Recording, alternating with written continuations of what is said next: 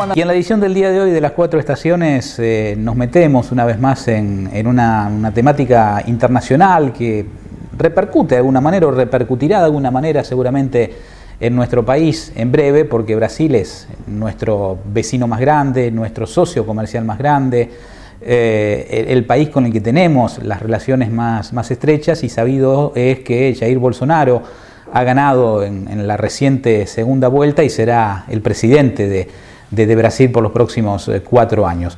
Un Brasil que todos ustedes saben ha venido un proceso muy complejo, muy turbulento post Dilma Rousseff. En algún momento abordamos ese tema con Javier Badel, docente universitario que está en Belo Horizonte, argentino él, rocense para más datos, pero que hace ya muchísimos años que vive en Brasil y que, bueno, su tonada portuguesa, española lo delata realmente.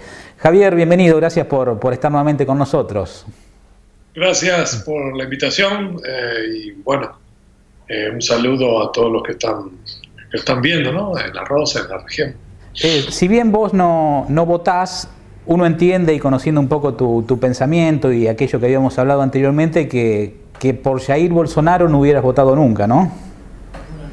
No, en realidad no estoy de acuerdo con lo que él, con la trayectoria política de él y con lo que él, el discurso político de toda la vida, ¿no? De él.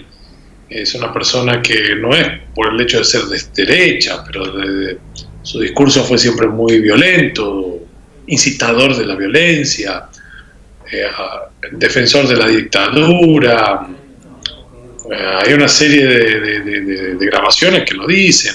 Recientemente, hace un par de años, cuando la apartaron del poder a Dilma Rousseff, declaró su admiración al torturador de la dictadura. O sea, es muy difícil, no por el hecho de ser un actor de derecha, pero por sus principios. Pero bueno, la idea es comprender un poco por qué la gente lo votó, digamos, y en el contexto de la sociedad brasileña.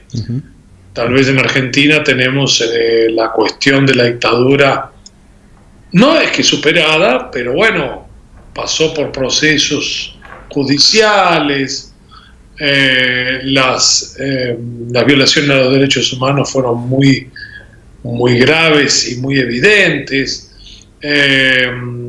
Fueron juzgados los torturadores, se reconoció como crimen de lesa humanidad algunos hechos de violación a los derechos humanos que no prescriben. Y en Brasil la historia fue un poco diferente.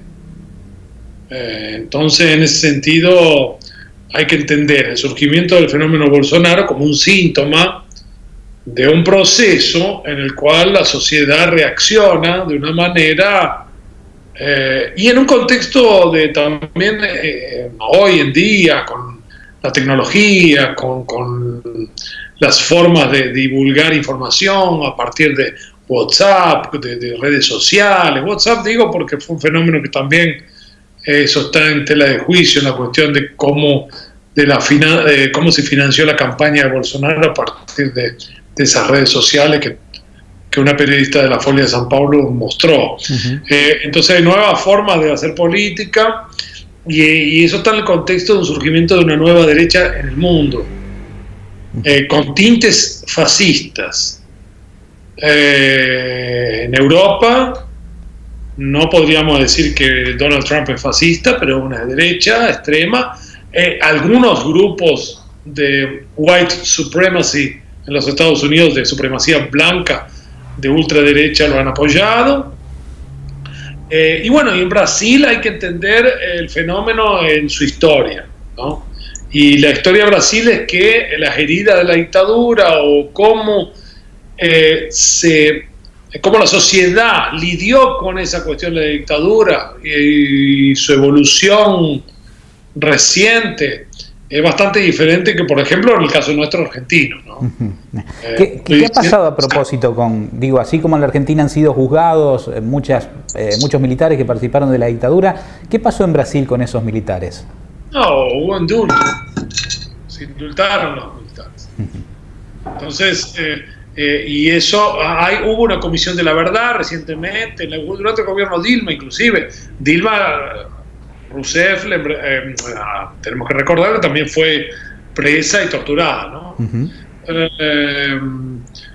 Y hubo una comisión de la verdad, pero no tiene efecto jurídico, digamos, eso. Los torturadores estaban ahí, sabían quiénes eran y bueno, están libres. Murieron ahora, y en la dictadura no hubo un ajuste un jurídico de cuenta en ese sentido, ¿no? Un juicio con acusación. O sea, la transición del gobierno de la dictadura al gobierno democrático fue una transición organizada y gradual, hasta que se llega al voto directo recién con Collor de Mello, cuando gana Collor de Mello. Pero de cualquier manera, eso tiene mucho que ver, también tiene que ver la sociedad brasileña, que es una sociedad, una de las más desiguales del mundo, ¿no? Y en este sentido también eso tiene un impacto. O sea, son varios factores históricos y varios factores que hacen que el surgimiento de esta derecha tenga los rasgos que tiene, digamos, y se refugie en un personaje bastante lamentable, digamos, lamentable en todo sentido, cuya bandera es la violencia y la incitación a la violencia. Te voy a decir, eso son datos empíricos, digamos, que 29 años como diputado, y creo que aprobó 2 proyectos en 29 años. 29 años de ejercer el mandato, ¿no? Sí. Tenía su nicho electoral en Río de Janeiro, con ese discurso, siempre le fue bien en ese discurso. Y en un momento dado surge en una situación también de fragmentación social, porque los últimos 2 años de Temer fueron lamentables, en todo sentido numérico, digamos, ¿no? En la economía, el desempleo subió, no se reactivó la economía como pensaron,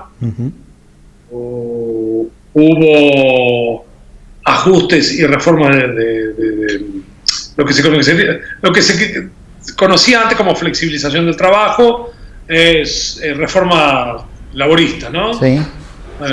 Que también creo que hubo un proyecto parecido en Argentina, que no pasó, que está ahí, pero el proyecto de Temer, con la ilusión de que, bueno, flexibilizando la contratación y facilitando el despido de trabajadores, iría a promover una reactivación inmediata de la economía y mayor empleo. Pasó todo lo contrario. ¿Cómo? Reza la leyenda, ¿no? En todas partes del mundo pasa eso. No hay una relación directa entre flexibilizar las leyes de trabajo y contratar más personas en contextos recesivos. Eso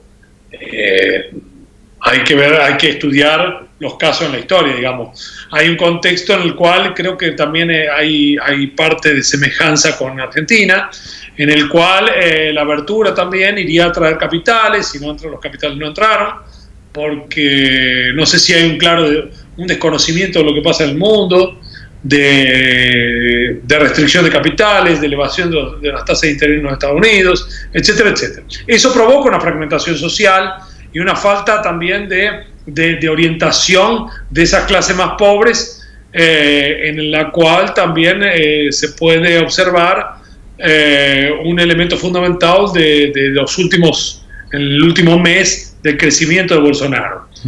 Hay varias razones. La alianza esta de derecha y extrema derecha es interesante porque ella es muy antipetista, anti-PT.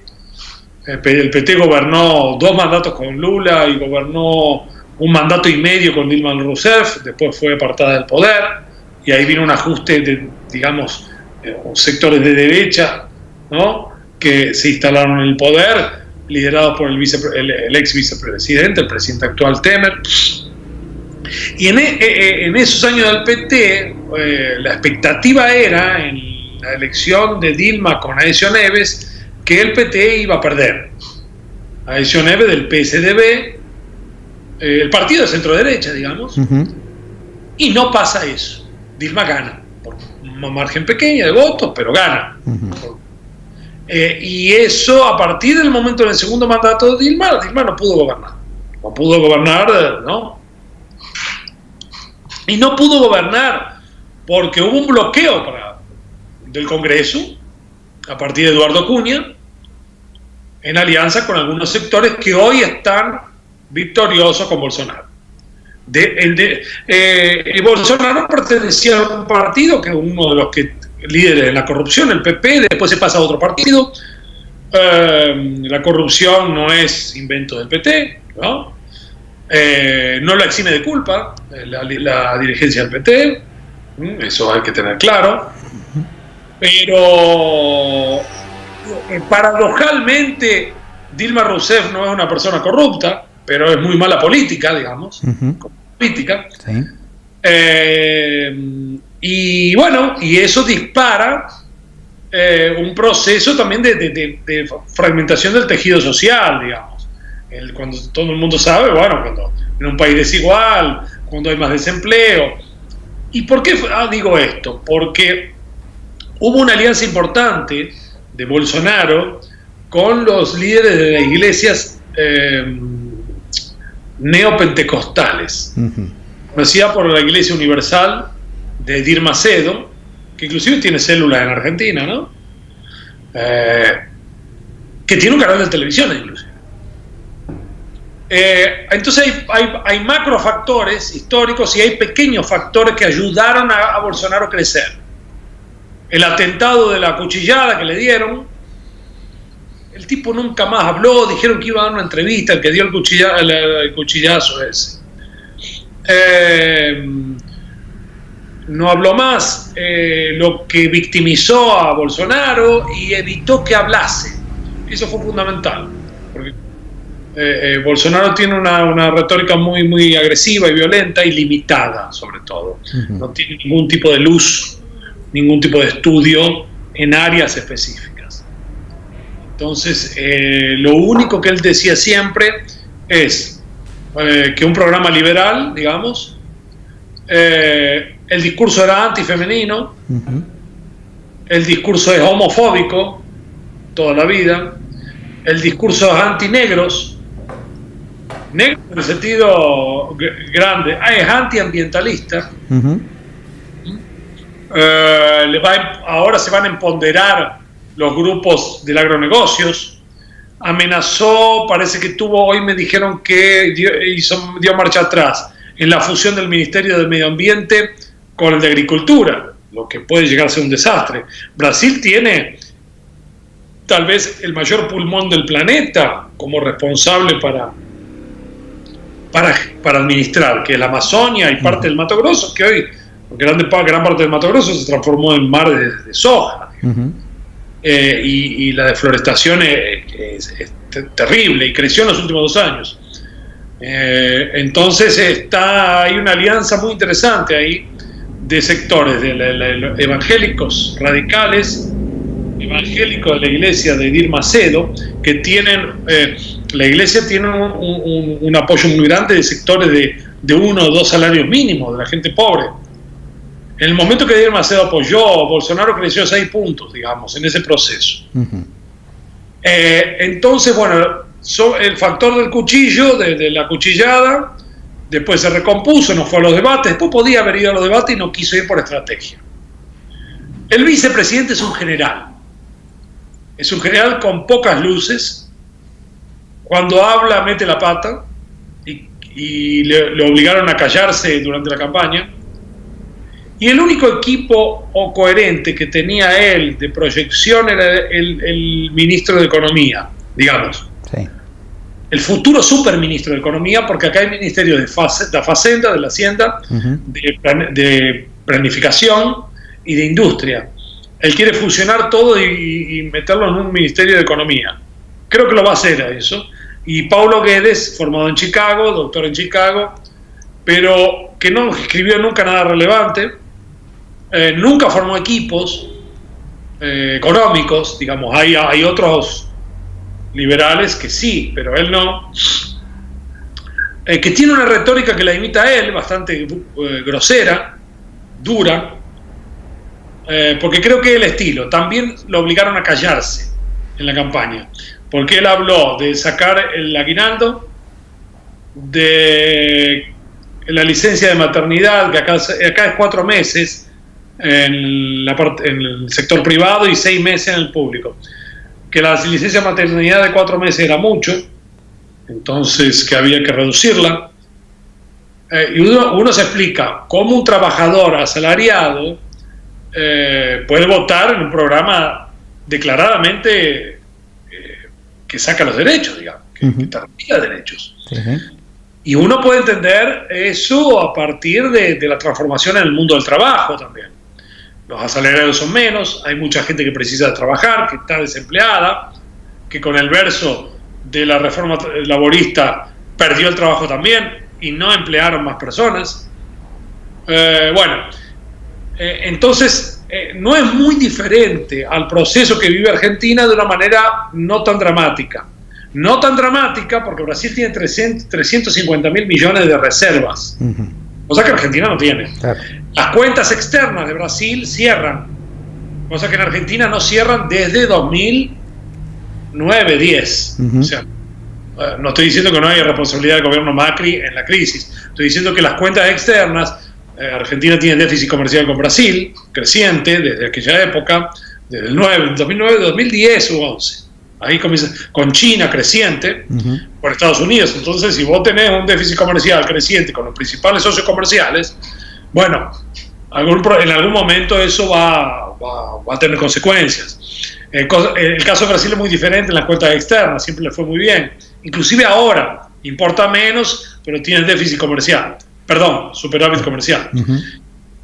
El déficit fiscal sí existe, creció. Lo que pasa es que en un contexto recesivo, si hay cada vez más desempleados, el déficit fiscal se aumenta, ¿no? Porque la política económica que planteaba, por ejemplo, los rivales, que era Haddad del PT y Ciro Gómez del PDT, de la alianza del PDT, eran más de tinte desarrollista, ¿no?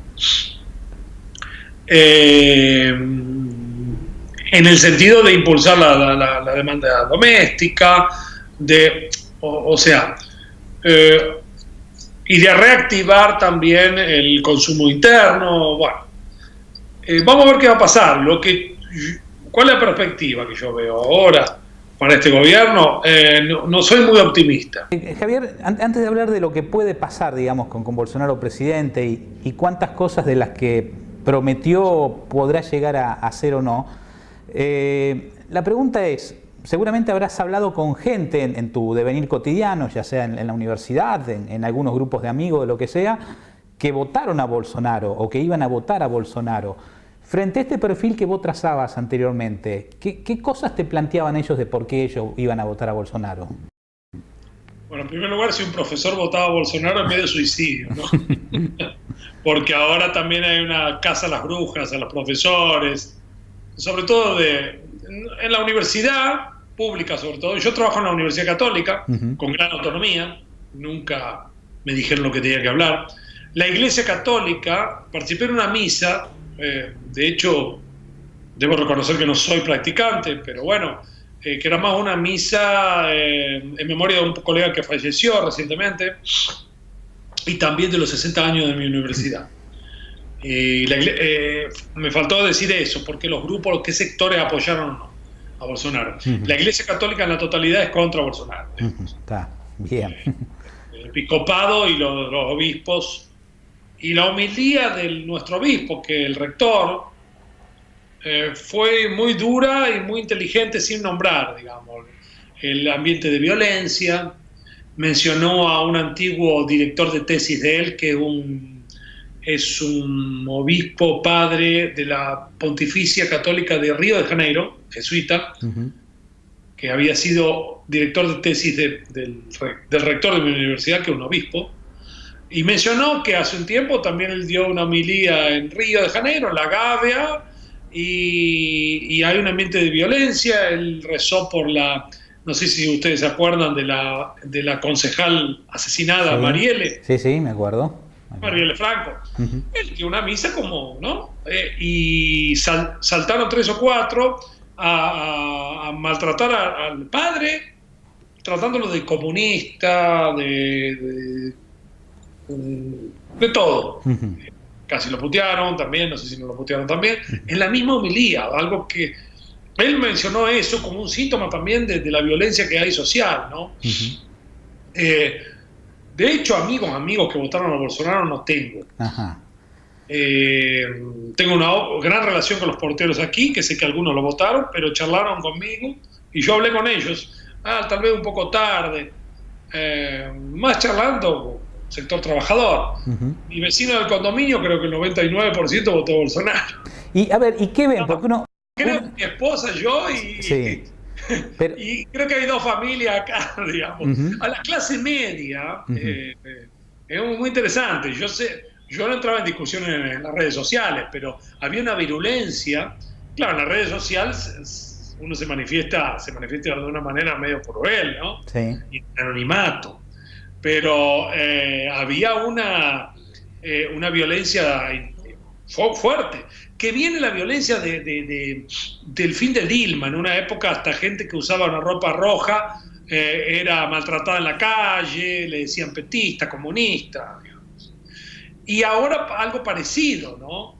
Ellos usaron la bandera de Brasil como un símbolo, la patria no va a ser roja.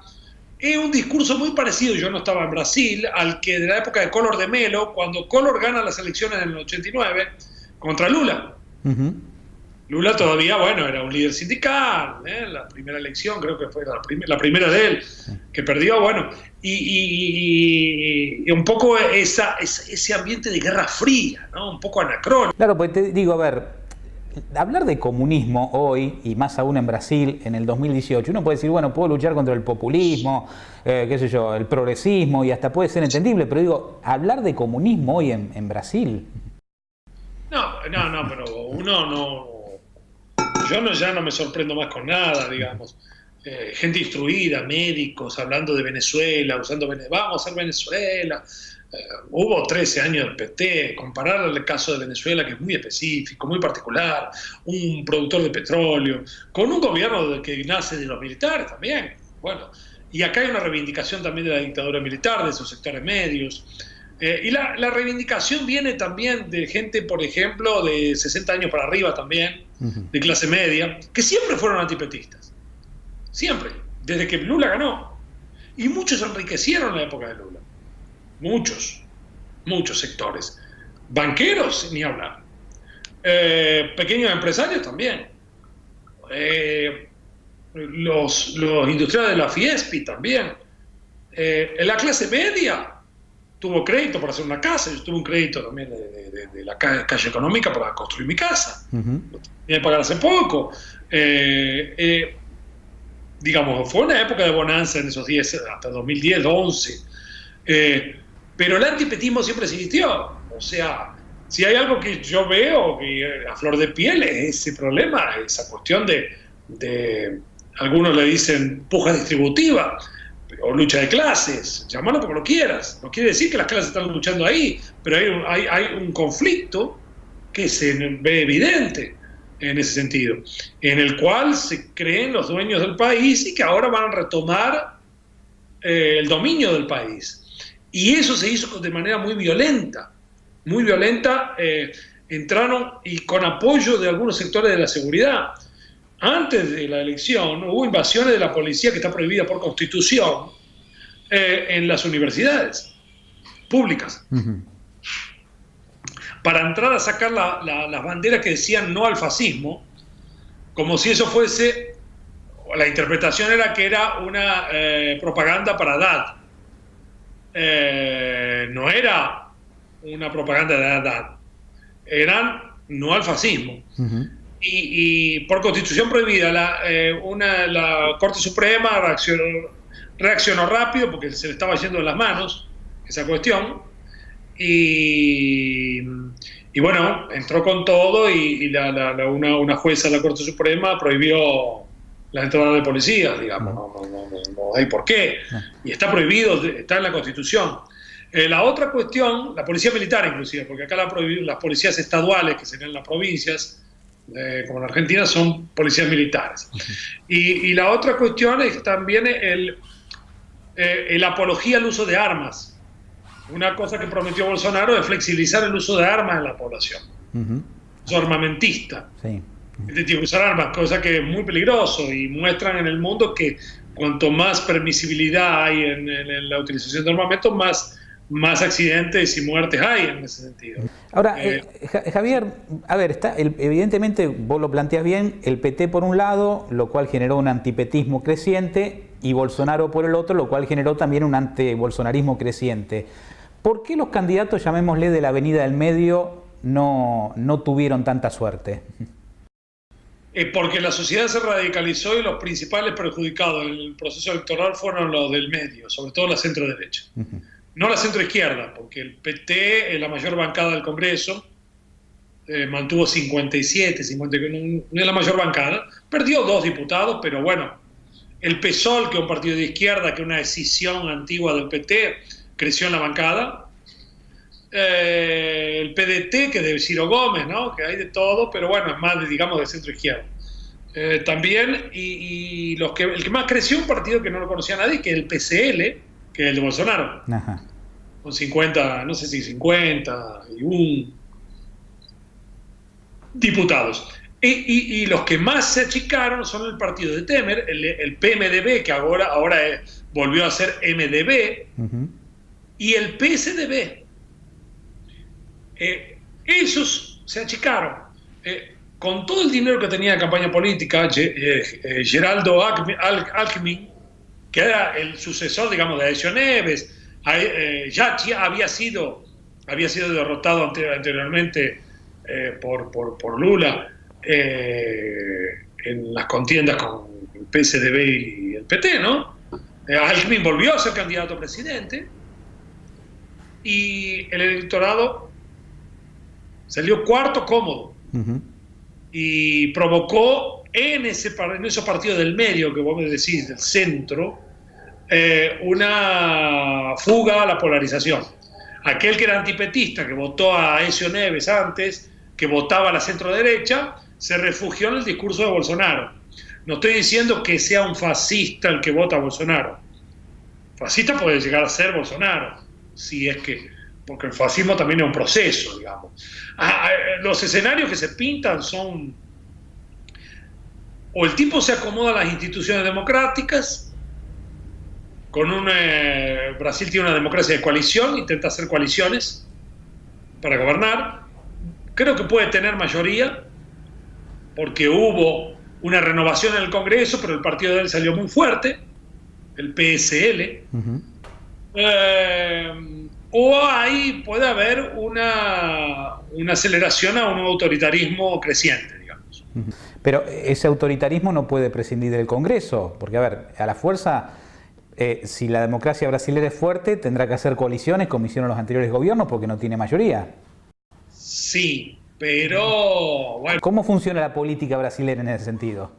No, sí, tiene que ser aprobado por el Congreso, pero ya ahora hay intimidaciones, hay amenazas. Se dice que quieren aprobar la reforma de la Previdencia ahora, y la reforma de la Previdencia precisa mayoría calificada, más de 300 diputados. Entonces, porque es una enmienda constitucional. Y hay ciertas movidas que muestran que puede ir para un rumbo autoritario. Te pongo un ejemplo.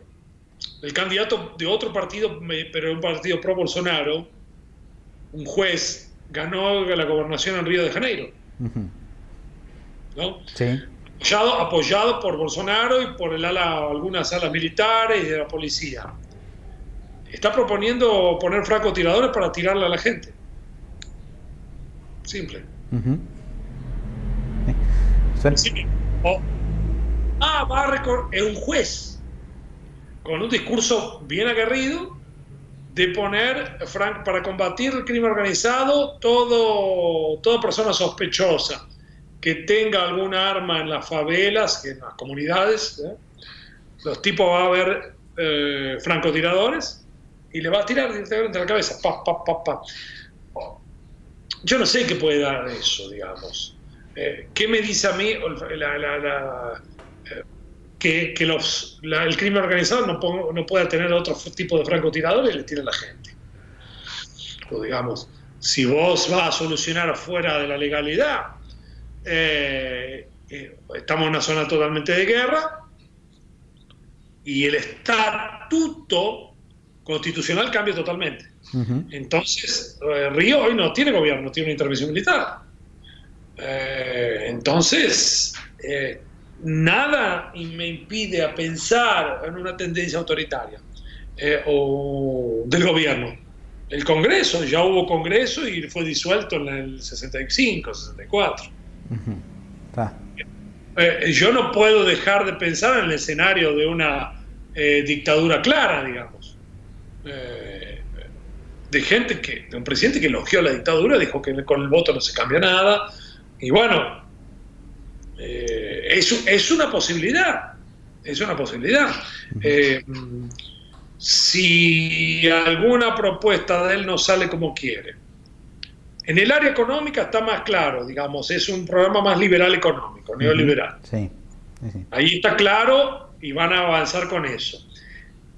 El riesgo es que pase como en Argentina. Vos avanzás con algo en un proceso recesivo y en un contexto internacional donde no van a entrar inversiones.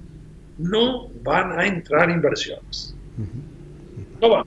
El Fondo Monetario Internacional, con Christine Lagarde, la semana pasada en el Financial Times, dijo lo siguiente: pueden colocar controles a la salida de capitales, Fondo Monetario, porque en cuanto haya la posibilidad de elevación de los intereses en los Estados Unidos y la guerra comercial, que puede ser guerra cambial entre Estados Unidos y China, la cosa está complicada. O sea, las únicas inversiones que pueden entrar es son un tipo de inversiones en infraestructura de largo plazo vía China, pero no las inversiones que busca el mercado financiero de atraer inversiones para equilibrar las cuentas y todo eso, o especulativas, a menos que suban los intereses de manera absurda, queriendo seducirlos, pero tampoco funciona, porque se ve en Argentina que no está funcionando. Exacto. Hay dos temas puntuales que queremos abordar, Javier. Uno de ellos es el tema de la prensa. Hay un enfrentamiento claro con uno de los diarios más influyentes, que es el Fola de San Pablo. De hecho, hubo un editorial de la propia Fola al día siguiente, puesta en la tapa, advirtiéndole a Bolsonaro que tiene que respetar la Constitución, que está por encima de todo, deseándole que haga un buen gobierno, pero después Bolsonaro también fue muy duro, y lo había sido durante la campaña también con este diario. ¿Cómo crees que puede ser la relación con la prensa, habida cuenta de otros ejemplos que hemos tenido, tanto en Latinoamérica, en la propia Estados Unidos, con Donald Trump y algunos enfrentamientos también? ¿Qué crees que puede pasar? Yo creo que hay una forma nueva de hacer política hoy en día, que es usar los fake news para hacer más fake news. Y lo han usado bien. Como el discurso de él es bien cortante y agresivo, eso tiene un impacto importante. El problema con la Folia de San Pablo es que una semana antes de las elecciones, una periodista muy seria hizo una investigación de los empresarios que financiaban ilegalmente, que acá le dicen caja 2, ¿no? Disparos de WhatsApp por empresas específicas. Ahí están los casos también de acusación en Europa, en Estados Unidos, Cambridge Analytica, que tiene una empresa que hoy en día con tu perfil de red social saben cuáles son tus preferencias, y bueno, y ellos tienen toda la información. Y disparos de WhatsApp. La periodista de la Folia mostró. Hubo una lista al Ministerio Público, que sería la Fiscalía de acá, ¿ok? El Ministerio Público de Brasil tenía la lista de los empresarios, entre ellos uno que apareció en el YouTube filmando con sus empleados de que había que votar a Bolsonaro, un apoyador de primera hora de Bolsonaro, de una red de tiendas. que habría financiado. Y bueno, ahí la Folia de San Pablo se transformó en un objetivo, ¿no? La Globo criticó, en último momento parecía que apoyaba un poco más a Haddad, pero se mantuvo encima a medio término, hasta que, bueno, ahora se acomodó. La Globo tiene casi un monopolio y también depende del financiamiento, no solamente del financiamiento público, como también depende de la concesión que le da ese monopolio, ¿no? Y la otra red es la red de Dilma Cedo, que es la Record, que le dio el apoyo siempre. Ahora, la Folia de San Pablo se transformó y él amenazó en público de que no le iba a dar financiamiento público a la Folia de San Pablo, que la Folia de San Pablo sin financiamiento público no va. O sea, hizo amenazas. Pero él hace amenazas muy a menudo, muy recurrentes, contra todos. Siempre hizo amenazas. Y bastante impune fue en ese sentido, ¿no? ¿Ok? ¿Sí? ¿Me están escuchando? Sí, perfecto, estamos recibiendo. Problema de conexión. Entonces, creo que esto va a durar poco. Va a durar poco, a menos que la Folia se transforme realmente en una enemiga. La Folia siempre se acomodó en toda la historia, inclusive apoyó la dictadura en una época. No veo a la Folia en el futuro de San Pablo como un rival mediático de Bolsonaro. No lo veo, sinceramente. Perfecto. Veo que va a tener una pluralidad de opiniones dentro de lo posible. Entonces, en ese sentido, no lo veo, ¿no?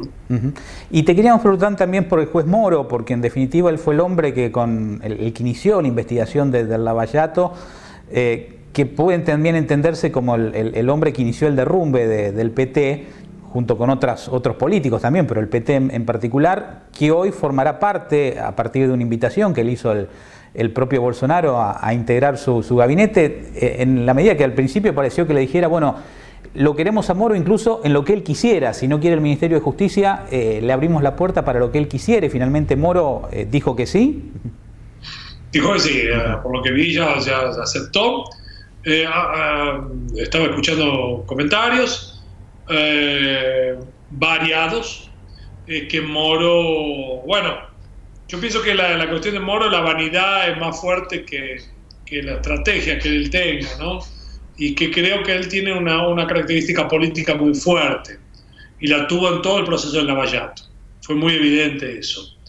No lo digo porque yo no soy afiliado al PT, te da claro, pero fue muy evidente todo el proceso de acelerar el juicio contra Lula para evitar que sea candidato, y después para que ir a la cárcel, más para que no hable, en un escenario en que Lula ganaba a cualquier candidato le ganaba, digamos.